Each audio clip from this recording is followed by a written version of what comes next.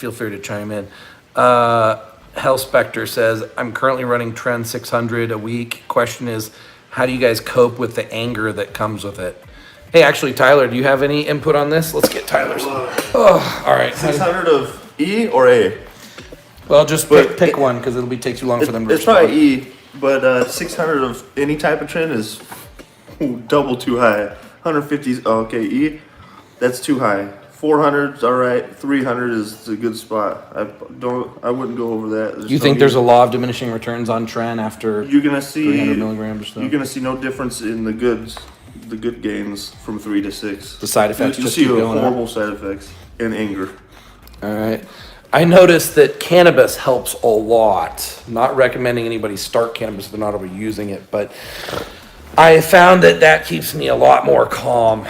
Yes, I do vape ripped roofie, but I much prefer the edibles because like on the edibles, I just feel it so much more deeper. I'm so much more relaxed.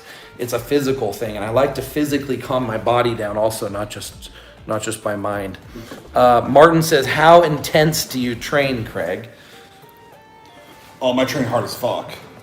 Look at that angle. Why are you trying to get huge like that? You're bro, be careful, bro. I got the angle on that one. So I'll tell you what my perception of Craig's training is.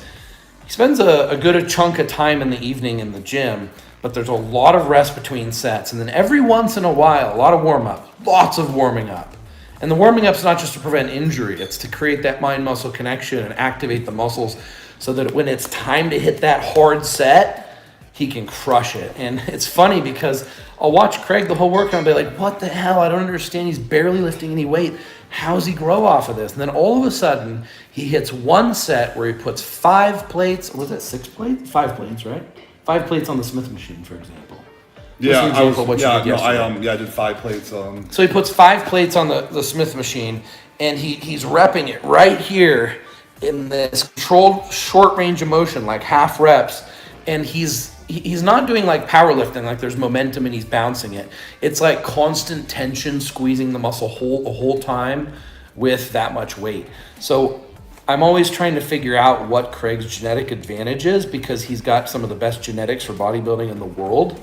And I think one of the advantages is his mind-muscle connection, his ability to access all his muscle fibers in one set. Imagine, guys, if you could go in the gym and do one all-out set where you tapped every muscle fiber in the muscle in that one set, that would be the most effective type of working out. The problem is most people aren't able to access all their muscles. You know, some people are going to have to do 6 sets, 6 of an exercise just to access all their muscle fibers. And the problem is every set, that additional muscle damage decreases the amount of recovery that's going to happen from it. You want to do what I agree with fortitude training and a lot of these other programs. You want to do as much damage to the muscle in as short as time as possible so that your muscle can get back to growing. And I see how Craig trains. I see how it's all about those couple super heavy, intense sets. And it's perfectly consistent with what I would think would be the most optimal way to train. It's just that most of us can't do that because most of us can't access all of our muscle fibers in one set. But we're working on how to. I mean, that's one of the things that I'm experimenting with is what compounds can I use that improve that mind-muscle connection to let me activate more muscle cells in one set. And yes, that would be Dorian Yates and Mike Mentzer style, right? But this high-intensity, low-volume training only works if you can do high intensity. And high intensity just doesn't mean you feel pain. It means can you actually activate all those muscle fibers. All right, so Martin says thoughts on progressive overload, where you keep, increasing the weight every workout as a way to force adaptation and growth. And when you were growing, I asked you this before, but it's okay, I want to repeat it. When you were growing your most, Craig, because you guys have to look at not what Craig does now or what I do now. You want to look at what we did when we had our best results. So back when you had your best results, you were trying to put on as much muscle as fast as possible. Were you trying to go up in weight? Were you trying to lift more and more weight every workout? But what time? I've been trying to put on muscle since day one. I recently just stopped after 350, I kind of feel like I'm reached max potential of muscle growth as far as trying not to get any more body fat. Everyone's like, go for 400. Listen, nobody's been 400 pounds. no bodybuilder. Everyone says, dude, Kovacs, Craig. You're not. Dude, Kovacs had a belly out to the fucking chair. Okay, that's not bodybuilding. Okay, to me, bodybuilding is having symmetry, and as much. I feel like I had the most symmetry your body can possibly handle at that weight. You know what I mean? People want to like talk shit or whatever. Oh, he's not symmetrical. Okay, motherfucker, were you 350 pounds? I could be. I see 180 symmetrical all day long, but to be 350, you know what I mean? That was really rough. But yeah, I feel like that's as far as the body can go. I feel like I've reached maximum potential. I could have probably did 5 or 10 more pounds, but like I said, that would have been sacrificing more. Quality. Yeah, quality, exactly. Yeah. All right, so a question for me is from Vladimir. Oh no, it's from the person. David says, "Did I break up with Trevor?" Craig, he's my Vegas boyfriend. Yeah, Trevor lets me see other bodybuilders.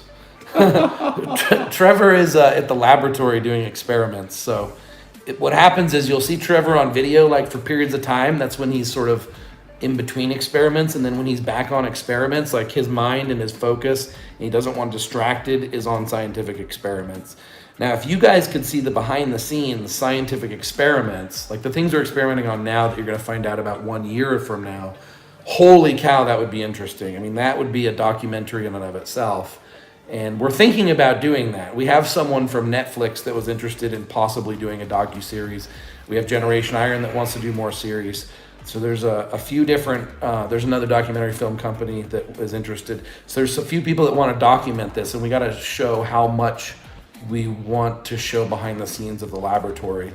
I think, and I'm willing to show pretty much everything. But I don't even know what the level of censorship would be like on Netflix. There is some censorship on Netflix. It's not that bad though. You can get away with a lot. And that's why I actually started doing more mainstream stuff recently. Okay, Isaac says, is creatine damaging on the liver as well as niacin for pre-workouts? Okay, so creatine is not damaging on the liver, period. I mean, it's... I mean, could anything be damaging if you take too much of it and you're dehydrated and your body has no ability to filter it? Yes, but no, I've never heard of anybody having liver problems on even megadosing creatine that I can. Let's find some better questions. All right. No more creatine questions. All right. Should Arimidex be taken with 250 milligrams of test and 5?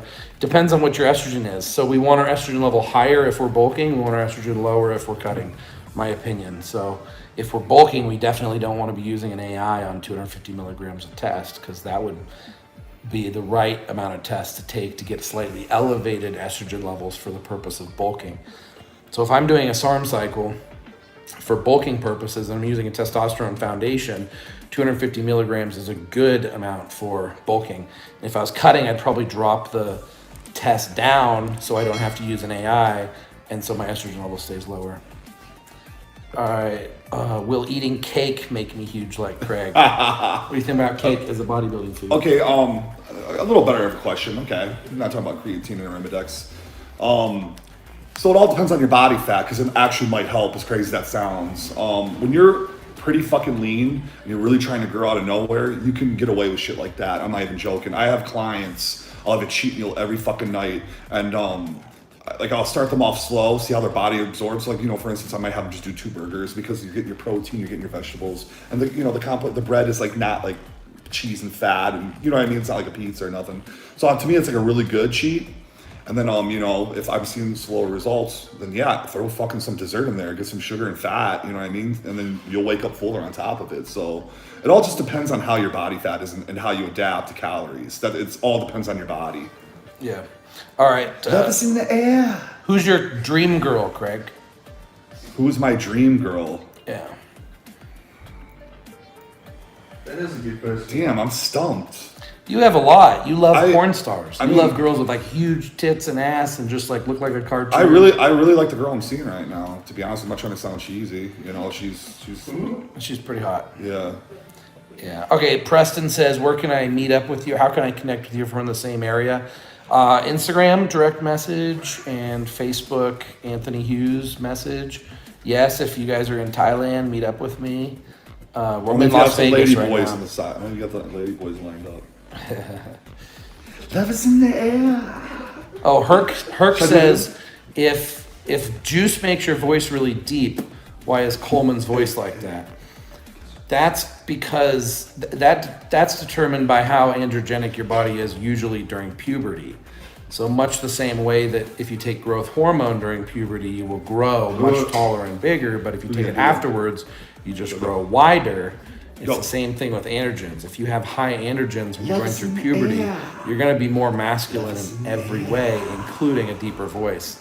Now, when I first started steroids, I actually was hoping it would deepen my voice.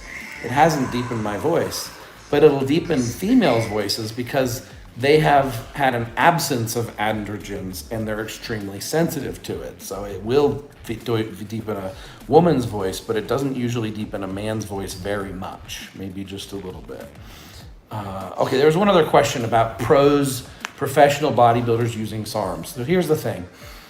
You don't need SARMs, obviously, to be a professional bodybuilder. Most bodybuilders in history never had access to SARMs, right? But what's changing is now we can replace less healthy compounds with healthier compounds for the same effect. Now, if the bodybuilder doesn't care about their health, they're just going to stick with the same old protocol. Health gets huge. Just joking. And that's a lot of the theme of a lot of people. They don't care so much about their health. In general, people don't really care about their health. They pretend to for a little bit. I've gotten my blood work done twice in 2 years. Guess who it was with? So the We're not going to find out about my results. Oh, so on Monday. Yeah. All right, guys, stay tuned. Monday, we're going to find out 340 pounds of mass. You want to see it? I got you. Here we go. Okay, we're gonna give an upper chest shelf, and then we'll sign off. Look at that left shoulder. It's scaring me, bro. It is scaring me, bro. This is a 5XL. It's kind of getting tight. Be careful. Okay, I saw the rest of your questions. They were good. We'll answer those another time. Be swole and swole, friends of Freedom Pint.